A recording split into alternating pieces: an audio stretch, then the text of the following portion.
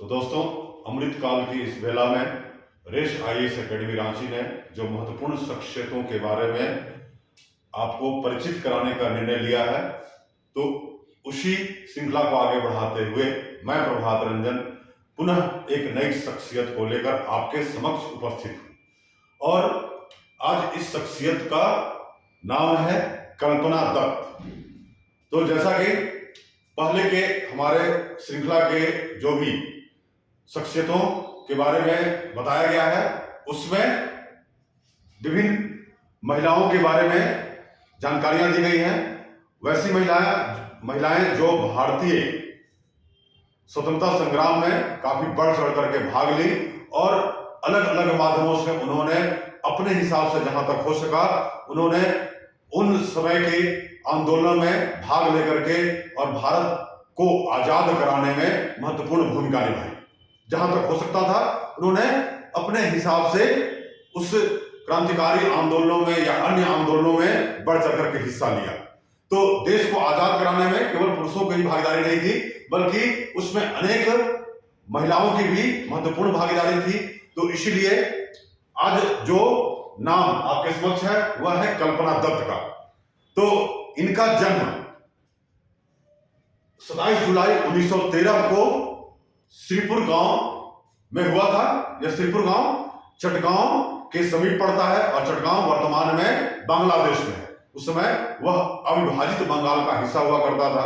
और आप जानते हैं कि नवजागरण या सामाजिक धार्मिक सुधार आंदोलनों की शुरुआत बंगाल से हुई है और दो प्रदेश उस समय के सबसे महत्वपूर्ण जो थे वह इन नवजागरण के केंद्र बिंदु थे और वह था बंगाल और महाराष्ट्र। तो बंगाल में वहां के पुरुषों के साथ साथ महिलाओं ने भी विभिन्न सारे आंदोलनों में बढ़ चढ़ करके भाग लिया। और जैसा कि आप जानते हैं कि गांधी के आने के बाद महिलाओं की स्वतंत्रता आंदोलन में भागीदारी काफी बढ़ी। तो जब यह जिस समय इनका जन्म हुआ तो 1913 में, उसी समय बंगाल के रविन्द्रनाथ टैगोर को गीतांजलि के लिए साहित्य का नोबेल पुरस्कार भी मिला। तो इसलिए इनका जन्म का जो वर्ष है वह भी भारतीय इतिहास के लिए काफी महत्वपूर्ण है। इसके बाद इनकी पढ़ाई में काफी रुचि थी। यह साधारण घर में जन्म ली हुई थी। इनके पिता का नाम विनोद बिहारी दत्त था और मध्यम वर्ग के परिवार से आती थी।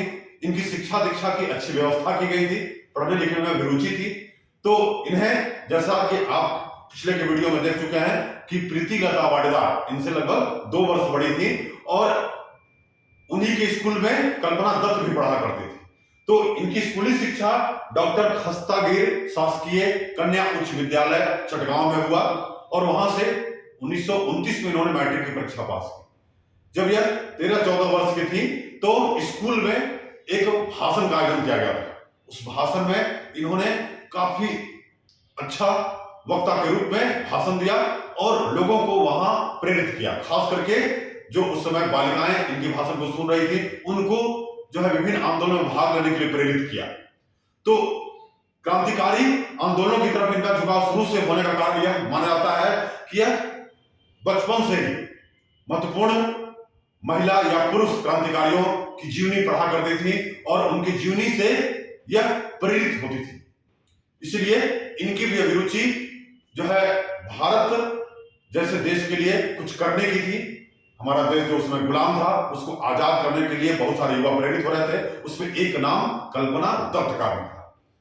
तो कल्पना दत्त जब वहां से स्कूली शिक्षा पास की तो उसके बाद स्नातक की पढ़ाई के लिए कलकत्ता आ गई। यहां इन्होंने बैथुन कॉलेज में विज्ञान संकाय में दाखिला लिया और अपनी पढ़ाई शुरू की। लेकिन इसी पढ़ाई के दौरान यहां इनका परिचय प्रीति लता वाडेदार और बीना दास जैसे कई सारे महत्वपूर्ण महिला क्रांतिकारियों के साथ हुआ और फिर वह उस समय के महत्वपूर्ण वहां कलकत्ता के छात्र संघों से जुड़ गई। और जैसा कि पहले के वीडियो में बताया गया है कि प्रीति लता वाडेदार ने जो है वह लाठी और तलवारबाजी वगैरह वहां से प्रशिक्षण लिया, वैसे कल्पना दत्त ने भी छात्र संघ से जुड़ करके और कई सारी चीजों का प्रशिक्षण प्राप्त किया। यह अच्छी निशानेबाज भी थी, तो हथियार चलाने वाला का ट्रेनिंग लिया और इसके बाद जो है वह उस समय के क्रांतिकारियों के साथ संपर्क में आई और उन क्रांतिकारियों के माध्यम से इनका जुड़ाव सूर्यसेन के साथ हुआ। सूर्यसेन के साथ जब इनकी मुलाकात हुई तो उनके व्यक्तित्व से प्रभावित होकर के यह उनके जो क्रांतिकारी संगठन था इंडियन रिपब्लिकन आर्मी उससे जुड़ गई। और जैसा कि पिछले वीडियो में हमने बताया है और अगर आपने उसको नहीं देखा होगा तो यहां भी मैं आपको उस चीज को रिपीट कर देता हूं कि उस समय हमारे यहाँ 1930 में सविनय अवज्ञा आंदोलन का दौर शुरू था और उसी दौरान 18 अप्रैल 1930 को सूर्यसेन अपने अन्य क्रांतिकारी संगठन के सहयोगियों के साथ चटगांव के शस्त्रागार पर हमला कर दिया और वहां जो railway line, telegraph line, telephone line आदि थे उस सबको काट दिया और लगभग वहां 4 दिनों तक अपना कब्जा जमाए रखा और वहां पर स्वतंत्रता का झंडा भी फहराया। लेकिन जो शस्त्रागार पर इन्होंने 4 दिनों तक कब्जा जमाए रखा वहां से वह गन वगैरह को निकाल पाने में, हथियारों को निकाल पाने में असफल रहे। इसके बाद फिर जब 4 दिनों के बाद वहां पुलिस का आगमन ज्यादा बढ़ गया तो वहां से क्रांतिकारी भाग खड़े हुए और वह पास के जलालाबाद की पहाड़ियों में शरण ले लिए और जहां फिर 22 अप्रैल 1930 को ब्रिटिश सैनिकों ने घेराबंदी कर ली और वहां दोनों तरफ से गन फाइट हुआ जिसमें कई सारे क्रांतिकारी मारे गए, लगभग 12 क्रांतिकारी मारे गए और 80 से ऊपर ब्रिटिश सैनिक मारे गए। इसके बाद सूर्यसेन अपने कुछ सहयोगियों के साथ जो है वहां से अलग अलग ग्रुप बना करके निकल भागने में सफल हुए।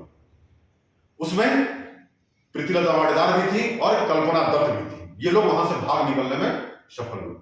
इसके बाद यह छुप करके विभिन्न क्रांतिकारी जो उस समय आंदोलन चल रहे थे उसमें लगातार सहयोग करती रही।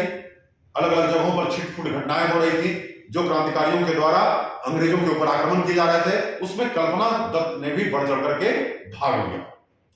इसके अलावा आप जानते हैं कि उस समय तक बहुत सारे क्रांतिकारी गिरफ्तार कर लिए गए या फिर कुछ क्रांतिकारी मार दिए गए। जो गिरफ्तार किए गए उनको अलग अलग जेलों में रखा गया और उनके ऊपर जिला अदालतों में कार्रवाई चल रही थी।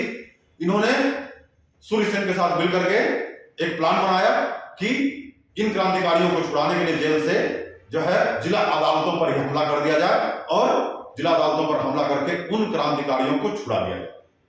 लेकिन इस योजना की भनक किसी प्रकार से पुलिस को लग गई और इसलिए पुलिस वालों ने जो है इन्हें आगे चल करके गिरफ्तार कर लिया। लेकिन इनके ऊपर कोई संगीन अपराध का जो है आरोप नहीं था और उसको भी ब्रिटिश अदालतों में पुलिस ने जो है सिद्ध नहीं कर पाया आरोपों को, तो इनको आगे चल करके रिहा कर दिया गया। रिहा करने के बाद यह अलग अलग वेश में विभिन्न हथियारों को कलकत्ता से ले जाकर के क्रांतिकारियों तक पहुंचाने का काम करती थी और सूचनाएं क्रांतिकारियों की एक स्थान से दूसरे स्थान पर ले जाया करती थी। इसमें इनकी काफी महत्वपूर्ण भूमिका रही। इसके बाद इन लोगों ने कई सारे अलग अलग प्लान बनाए लेकिन वह प्लान ज्यादा जो है वह क्रियान्वित नहीं हो पाए। इसी दौरान जो है दबिश बढ़ता चला गया अंग्रेजों का इन क्रांतिकारियों संगठनों पर और इनके जो सदस्य थे उनके धर पकड़ की कार्रवाई काफी तेज कर दी गई और बाद में 16 फरवरी 1933 को सूर्यसेन गिरफ्तार कर लिए गए। इसके अलावा पहले भी उनके कई सारे साथी गिरफ्तार कर लिए गए थे, रामकृष्ण विश्वास वगैरह।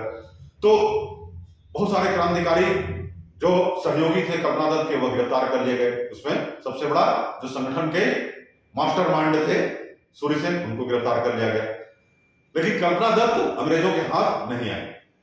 लेकिन मई 1933 में जब यह कुछ सहयोगियों के साथ एक स्थान से दूसरे स्थान पर जा रही थी और उन्हें गुप्त सूचना मिल गई तो इनकी पूरी घेराबंदी कर दी गई।